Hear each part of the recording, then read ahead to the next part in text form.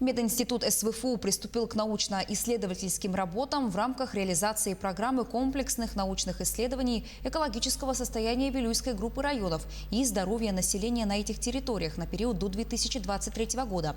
Подробнее о предстоящих планах в материале Агафьи Гоголевой. Общая стоимость реализации программы составляет 138 миллионов рублей. Масштабная программа является совместным научно-исследовательским проектом «Алроса», Фонда будущих поколений и ведущих научных учреждений республики. Исполнителями этих проектов являются Институт прикладной экологии Севера, Северо-Восточного федерального университета, Медицинский институт, также Северо-Восточного федерального университета, и Институт миротворения имени Мельникова, Сибирского отделения РАН.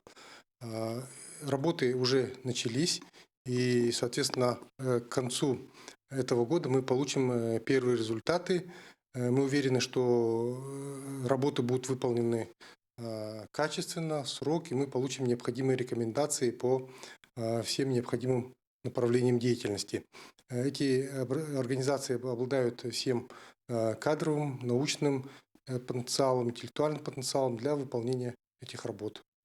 Из-за пандемии сроки экспедиции были сдвинуты. Ранее они были намечены на август-сентябрь текущего года. Теперь в ближайшие месяцы, в сентябре-октябре, планируется анкетирование населения и сбор крови. Ранее мединститутом была проведена научно-исследовательская работа по оценке состояния здоровья населения Нюрбинского района за период с конца 90-х, начала 2000-х годов, по итогам которой в 2005 году вышла монография «Среда обитания и здоровье человека на Севере». Используя эти данные, будет проведен сравнительный анализ показателей состояния здоровья жителей. Мы поедем, сперва анкетирование проведем и анализы крови и волос.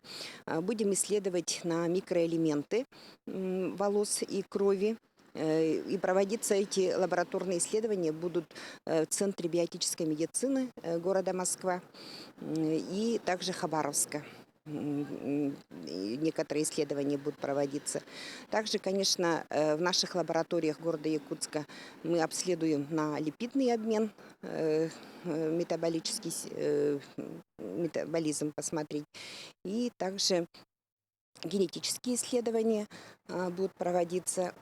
И если разрешат, откроют, как говорится, границы, то мы поедем с экспедицией врачей, с узкими специалистами, куда входят и такие узкие специалисты, как онколог, гастроэнтеролог, эндокринолог, да, невролог, оториноларинголог, офтальмолог, это само собой. И терапевт, и педиатр. Предварительно с планами работы посредством видеоконференц-связи были ознакомлены главы муниципальных образований и главные врачи центральных районных больниц. Медицинские работники изучаемых территорий будут задействованы в сборе анализов и в анкетировании населения. Научно-исследовательские работы в Вилюйской группе улусов являются реализацией на практике стратегического указа главы Якутии Айсена Николаева об экологическом благополучии Республики Саха-Якутия, направленного на создание экологически безопасной и комфортной среды, улучшение экологической ситуации в республике. «Алроса» в конце прошлого года профинансировала первый этап исследований в объеме 40 миллионов рублей, а в нынешнем 2020 году направит на эти цели также более 40 миллионов рублей. Агафья Гоголева, Григорий Охлопков,